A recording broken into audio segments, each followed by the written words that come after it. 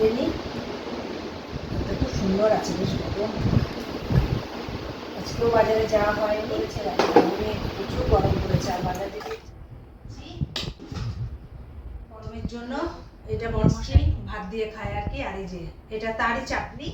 আর না না, এটা হচ্ছে আমার আর মেয়ের চাটনি। আর এটা হচ্ছে বড়মশাই করেছি, চিচিঙ্গা ভাজা করেছি আজকে। আজকে টুকটুক করতে করতে অনেক কিছু হয়ে গেছে। আর এখানে এক গামলা এরকম এঁচড় করেছি, উচ্ছে ভাজা দিয়ে খাবো বলে মেয়ে একটা আমাকে গাছের থেকে লঙ্কা এনে দিল। এই দেখো, দুদিন আগে ঘন্ট ছিল ফ্রিজে, যেহেতু কালকে বৃহস্পতিবার গেছে খেতে পারিনি, তাই আজকে এটাকে ভালো করে ফুটিয়ে নিলাম।